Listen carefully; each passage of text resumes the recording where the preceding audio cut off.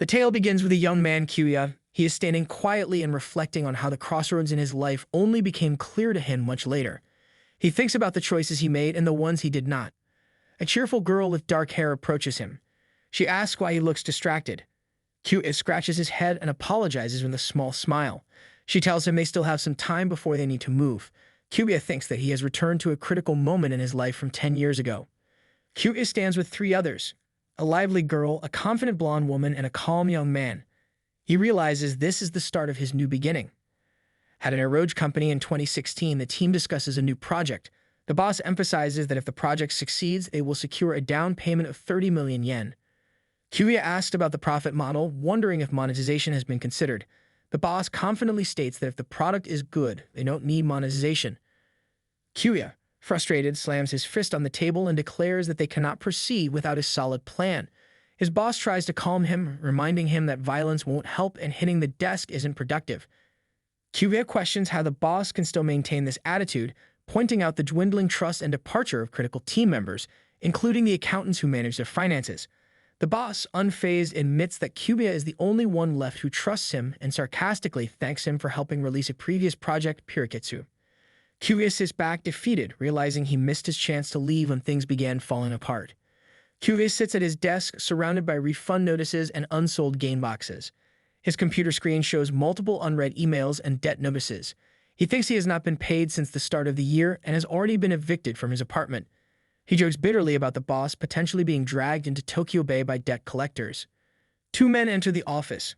One places a hand on the boss's shoulder while the other holds a blunt object. The boss begins to panic and pleads for more time. The men calmly tell him they are here to discuss the debt. Kyuya tries to intervene but falls to the ground.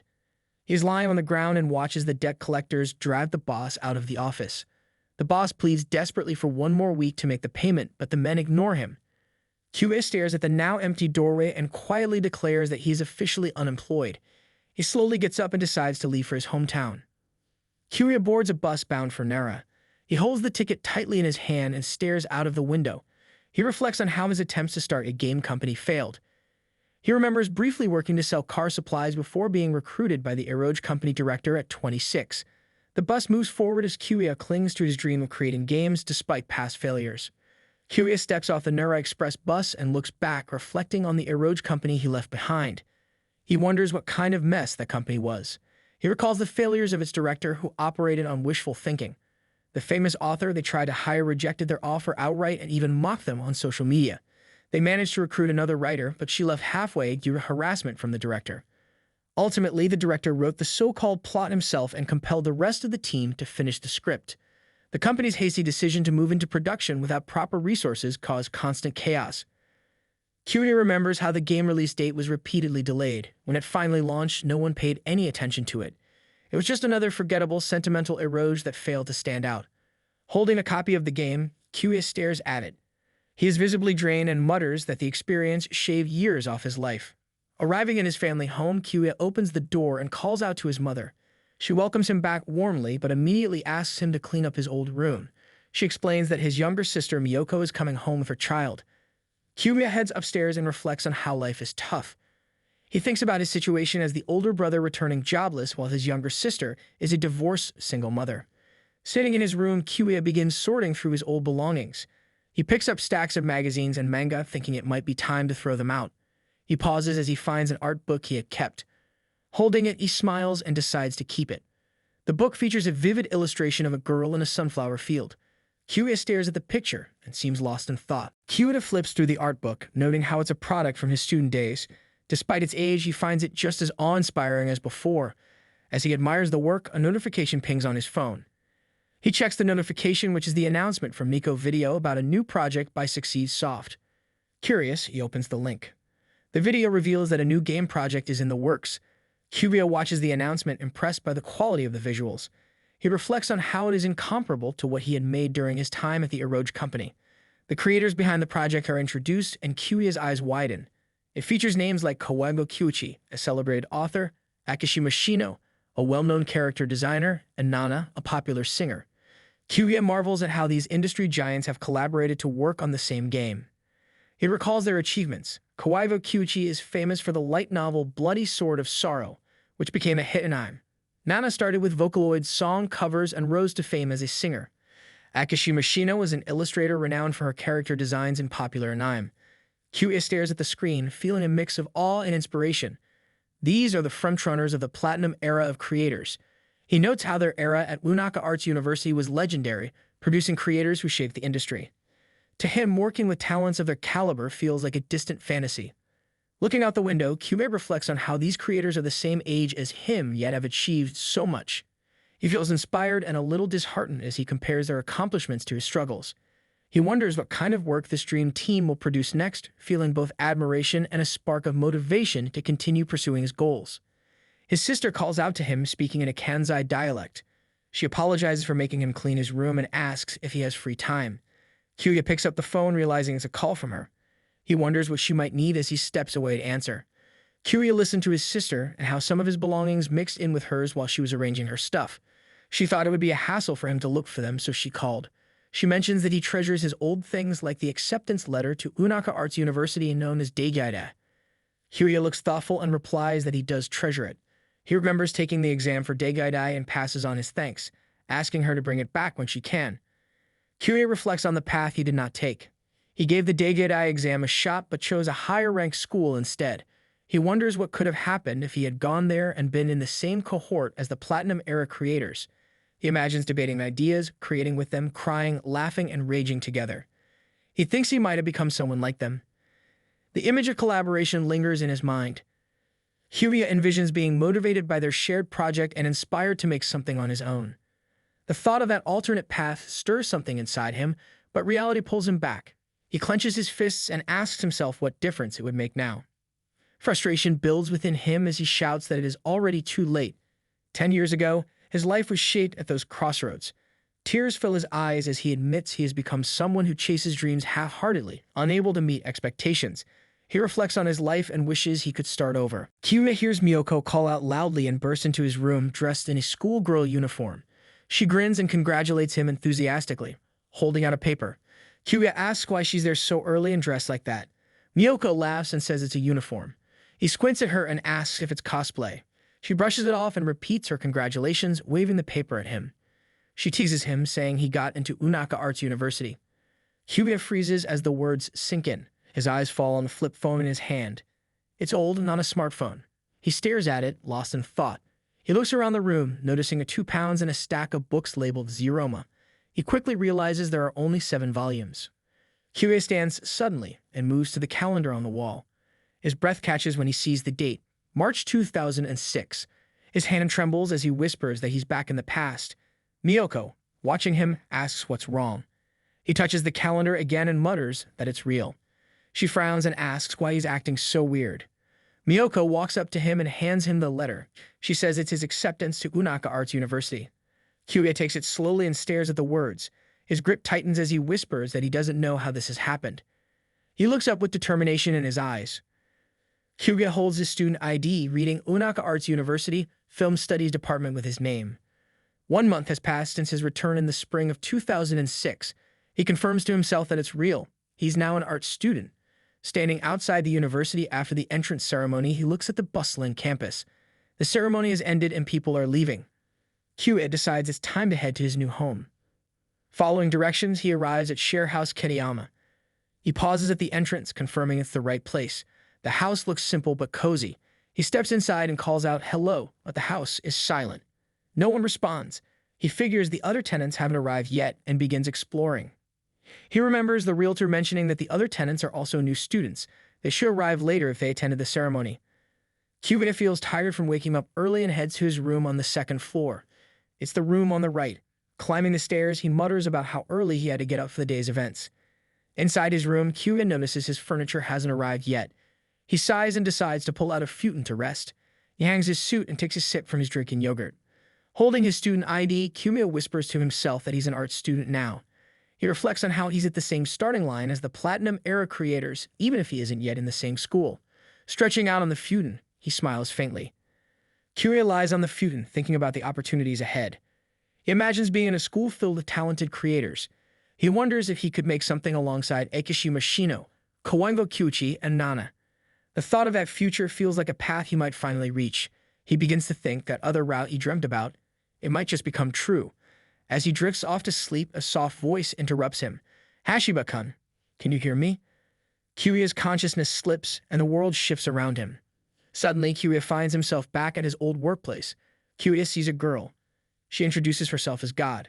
He jumps back and says he should be in the shared house. She tells him this is the reality and he should wake up from his dream now. Kyuya stares at her in confusion. Kyuya sees his boss smiling in front of him. The boss asks where he has been. Kyuya looks around confused. The boss hands him papers and says the CG work for Piraketsu is pending. Kyuya panics and mutters that this can't be real. The boss urges him to recheck the work. He wakes up gasping for air.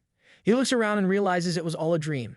He mutters to himself and confirms he's still in the share house. Just then, Kyuya notices a girl sleeping beside him. She has a small frame and a youthful appearance. Her lips are slightly parted and her long eyelashes rest softly as her perfect nose accentuates her petite figure. He finds her face peaceful and quietly thinks she is cute. The girl stirs and opens her eyes. She looks at him, still half asleep, and murmurs in confusion. Kyuya panics and steps back as she sits up. She yawns and says it must already be morning. Kyuya stammers, unsure of how to react. She moves closer and reaches for the bottle nearby. She says she is thirsty and takes a sip before Kyuya can stop her. She lets out a sigh of relief and smiles as she says that yogurt tastes amazing after waking up. Kyuya watches her, still stunned, and finally asks who she is. She looks at him with a calm smile, leaving his question unanswered. Kyuya sits on his futon looking confused. The girl smiles brightly and introduces herself as Shino Aki.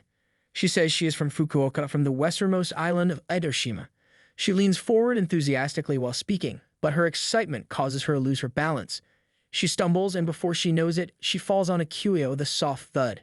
Kyuya freezes in shock as Shino mutters a quiet "oh" and tries to regain her footing. In her fall, Shino accidentally spills the yogurt drink she was holding, spilling it onto her face, making it all sticky. She laughs nervously and says that the yogurt is incredible, even if waking up this way is unexpected. Before Kyuya can respond, the door suddenly swings open. Nanako and Tsurayuki, two other housemates, step inside. They stop and stare at the scene in front of them. Nanako looks stunned and demands to know what is going on. She comments on how Kyuya is already in such an awkward situation on his first day in the house. Tsurayuki remarks that this scene appears to be taken directly from a romantic comedy. Kyuya tries to explain the situation but fumbles his words, waving his hands frantically to indicate that nothing improper is occurring.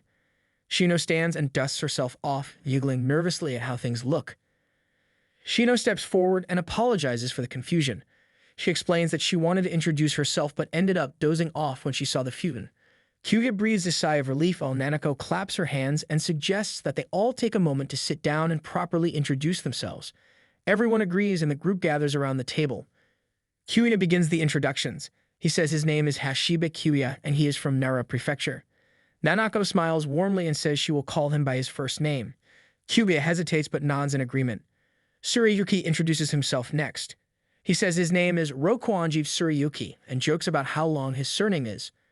Others add that it sounds like a historical novel. Shino and Nanako find this funny, but Tsurayuki isn't seeing the humor. Nanako introduces herself next. She says her name is Kogura Nanako, and she is from Shiga Prefecture. She politely tells everyone to call her by her first name. Tsurayuki smirks and jokes that her name sounds like she might be a delinquent. Nanako punches him smack in the stomach with surprising strength. Tsurayuki groans and compliments the punch, muttering that Nanako seems stronger than she looks.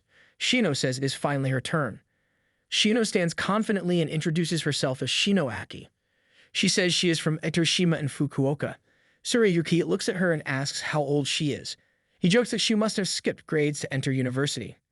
Shino crosses her arms and says she graduated from high school like anyone else. She adds that his question is ridiculous.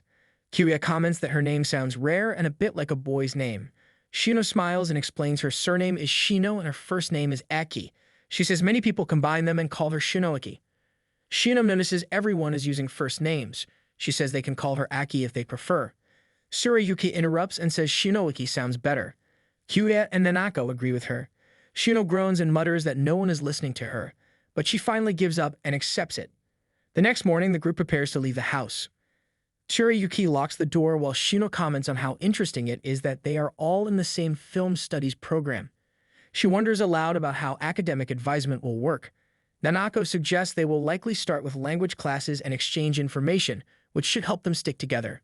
Shinam nods in agreement as they begin the walk toward campus. Kyuya and his group walk up the steep U-shaped climb toward Unaka Arts University known as Gizaka. Shinoki jokes that it feels like an arena map before the final boss fight. Nanako sighs and says that pulling an all-nighter makes the climb harder, while Tsurayuki looks at the campus in the distance and says it is still overwhelming every time. As they reach the top, Kyuya thinks about how the university is famous for its alumni. She lists examples like creators for a renowned game company and celebrated anime producers. Tsurayuki laughs, remarking that it feels like a scene out of a manga. The group pauses briefly before moving on to the main campus. Inside the orientation hall, staff hand out lists with C assignments. Students are told to find their seats based on their student numbers. Tsurayuki plans on grabbing lunch after this, and they find their seats accordingly. Kyuya sits surrounded by other new students. He looks around and notices how many odd people are present. After all, this is the infamous Unaka University, smiling at the lively atmosphere. The orientation begins and Kanao, the practical lecturer, takes the stage. She greets the students with a smile and congratulates them for enrolling. She introduces herself as the person in charge of film production practices. Her energetic tone grabs everyone's attention and Kyuya watches her curiously. Kanao starts asking questions to survey the students about their ambitions. She asks who wants to be a film director. A few hands go up. She moves on to screenwriters, anime writers, and game designers. More students respond, some excited, others nervous. Kyuya stays quiet, observing. Kanao suddenly claps her hands, her tone turning serious. She explains that last year, 135 students graduated from the program. She calls out to a blonde-haired girl, asking her to guess how many achieved their dream jobs. The girl hesitates and finally guesses that the answer is 40. Kanao drags out her rejection dramatically and says the guess is wrong. She discloses the figure, highlighting the challenges of succeeding in the industry. Kanao continues addressing the room, revealing more specifics about the limited success of graduates. She shares that only one student became a director. 2 found work in anime, 2 became screenwriters, and 3 joined game companies. Kyuya stiffens as she concludes that only 8 graduates made notable achievements from the entire batch. Switching topics, Kanao declares they should discuss money. She points out that food, clothes, and shelter are essential, whereas entertainment is a low priority. Movies and anime games are only demanded after basic needs are met. She calls these fields useless when viewed from a survival perspective. Kanao calls the students idiots, stating that even the word eccentric cannot fully describe them. She ridicules the notion of attending university solely for entertainment, calling it foolish. She explains that even after completing their curriculum, they will not be particularly qualified for any specific job. She adds that there are no guarantees they will find success or even a job. She pauses and adds a new thought. She tells them to aim to be unmatched idiots. She says anything special becomes valuable. Even idiocy can sell when taken to an extreme. Tsurayuki grins while she urges them to work so hard that the line between genius and idiocy are blurred. Shino looks impressed. Nanako watches quietly. Kyuya stares at Kanao. Kanao finishes her speech. She asks how many of them will become someone great. She looks forward to seeing who it will be. She steps away and ends the orientation. The room is silent as her words sink in. Kanao finishes her speech. Kyuya sits quietly, contemplating her words. He realizes only a few people from their generation will truly succeed. He acknowledges how competitive the industry is. He wonders if he was too naive to think he could make it. He glances at the other students and notices they are just as tense. Kanao changes the mood and announces that the students will introduce themselves one by one. She asks them to share their name and their favorite director. Akaji Yuda, the first student, confidently states that his favorite director is Martin Scorsese. The class reacts with quiet approval, impressed by his choice. Egawa-sen follows. She softly names Ozuyawasa Juru as her favorite. Kyuya begins to panic as he realizes he does not know the name of any director. He mutters to himself, feeling the pressure to come up with something. As another student confidently steps up next, he names Sam Peckinpah and the Coen brothers as his favorites, his calm tone drawing a few nods of approval. Kyuya's anxiety is only increasing as he is thinking of what to say. Kawazuka Eiko stands and introduces herself as number 10. Kyuya wonders if she, like him, doesn't know any directors. She pauses briefly before explaining she has too many favorite directors to choose just one. She mentions Sahara Okamoto, Kenji Uchida, and Sogo Ishii from the 80s. Her detailed answer surprises Kyuya. Someone comments she is very informed. Kanao smirks, pointing out how the others seem utterly pitiful compared to her superiority. Nanako introduces herself next as number 15, Kogure Nanako. She hesitates before quickly naming Hayao Miyazaki as her favorite director. She adds that's all she has to say. She named the director Kyuya was thinking about. Shino stands next and introduces herself as number 23, Shino Aki. She smiles brightly and declares her favorite coach is Coach Ao from the Fukuoka SoftBank Hawks. The room goes silent as they begin murmuring. Kyuya and Nanako look confused. Aki seems confused as she didn't know film directors and coaches were different people. Later, the group sits inside the shared house for their first get-together. Drinks and snacks are spread across the table as they chat casually. Tsurayuki tells Kyuya he doesn't need to look so serious since it's just their first gathering. Kyuya nods awkwardly, but his mind drifts, thinking about how competitive everything feels. Tsurayuki leans in and asks Kyuya which of the girls he prefers. Kyuya panics and stumbles over his words. Tsurayuki presses lightly, saying it's about time to be clear. Kyuya hesitates. Tsurayuki brings up the scene from the day before. If it was actually just yogurt, then maybe Kyuya might lean toward Nanako. Kyuya affirms that the two girls are both cute and have good personalities. Shino and Nanako talk about directors, with Shino admitting she doesn't care too much for them. Nanako admits she doesn't know many either. Nanako teases Shino about her earlier answer, wondering how she even thought of Coach Ao. They both find it hilarious. Kyuya stammers, explaining that he just met them today and doesn't have an answer. He is also aware about having the mental age of a 28-year-old uncle. Tsurayuki nods, saying he thought Kyuya had already decided. He adds that he doesn't lean toward anyone either. He says he doesn't have much interest in romance. Kyuya looks surprised by his bluntness, but lets it go. As the conversation shifts, Shino suddenly accuses Tsurayuki of eating her snacks. Tsurayuki, caught off guard, tries to deny it, but Shino presses him. Nanako laughs and points out that all the snacks are in separate packets, as there's no need to argue. Shino reluctantly backs down, but her playful pout keeps the mood light. Tsurayuki brushes it off with a grin, continuing to eat casually. The clock strikes midnight, and Tsurayuki points out the time. He suggests that they should conclude the gathering, noting that the girls have already gone upstairs to unpack their belongings. Kyuya looks at the clock and agrees. Tsurayuki hands Kyuya a purse and says it belongs to Shino, asking him to take it to her room since they are on the same floor. He suggests they should also determine the order in which they complete the chores later. As Kyuya takes the item, Tsurayuki smirks and warns him not to do anything indecent like earlier. Kyuya immediately waves his hands and insists that the previous incident was a misunderstanding. Hugh walks upstairs carrying the item for Shino. Kanu's words play in his head, calling them idiots beyond description. He thinks only a few can become special. He admits he belongs to those who couldn't. He stops outside Shino's door, unsure what someone like him should do. He knocks softly and calls her name. The door is slightly open, and he considers leaving the item in the living room. He notices the light is on and peers inside. Shino sits at her desk, focused on her computer. He glances at her screen and freezes. It shows a digital illustration of a girl in a sunflower field. The art is unmistakably from the Sunflower series. His heart pounds as he recognizes it. Shino continues working, unaware of his reaction. Kyuya realizes the truth. Shino Aki is Akishima Shino, the famous illustrator from the Platinum era. He stands stunned, laughing nervously at how close she has been. The realization leaves him in awe. Shino keeps drawing as Kyuya watches. He reflects on how her talent connects to the future he knows. He calls himself an idiot for being scared and holding back. He clenches his fist, determined to try harder. He vows to shine like her and make his choice from 10 years ago matter. Life in the shared house begins to settle into a routine. A chore roster specifies the responsibilities of each member, with Kyuya assigned both cooking and cleaning tasks. Kyuya finishes preparing a meal and tastes it, nodding in satisfaction. Shinoki volunteers to take the plates out. Kyuya thanks her, acknowledging her help. While working in the kitchen, Shinoki quietly ponders her luck in meeting Akishima Shino, someone he deeply admires. He dreams about possibly meeting other icons like Kawago Kyuichi and other members of the Platinum era someday. Suddenly, his thoughts are cut short as Shinoki cries about her cherished ramen.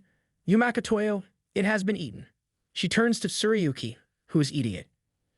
Shinoki accuses Tsurayuki of eating her ramen.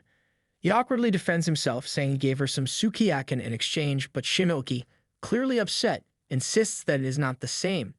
She begins passionately explaining the significance of Yumaka Toyo to people from Kyushu. Shinoki agrees and demands an apology from Tsurayuki, who tries to downplay the situation.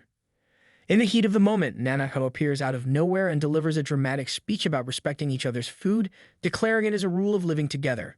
However, as she finishes her statement, she realizes she is still in her undergarments. Everyone freezes in awkward silence. Kyuya stares, trying to process the situation, and tries to point it out. Nanako grows flustered and panics, letting out a scream as she punches him hard. He collapses to the floor, groaning in pain. Shinoaki casually remarks on how good the punch was while Nanako storms off, muttering that she had forgotten she was still changing. The next day, Kyuya heads out for his first day at a part-time job, motivated to earn living expenses. Reflecting on the previous day's chaos, he sighs and mutters about how sudden the punch was. As he approaches the store, he reminds himself to stay focused on work. Upon entering, he hears a familiar voice greet him. He looks up to see Nanako smiling and welcoming him from behind the counter in her store uniform. Kyuya and Nanako both react in shock. She quickly explains that she has been working there for a week. Nanako seems confused and asks if he is the new employee the others had mentioned. She grabs his sleeve and explains the owner is sick, leaving only the two of them to manage the store. Nanako says she will teach him everything. Kyuya tries to respond, but she pulls him toward the back and points to the uniforms. She urges him to get changed quickly. Here I am, know it's been a while. I was in denial about my love. Here I stand, I know I walked away. Had to find the place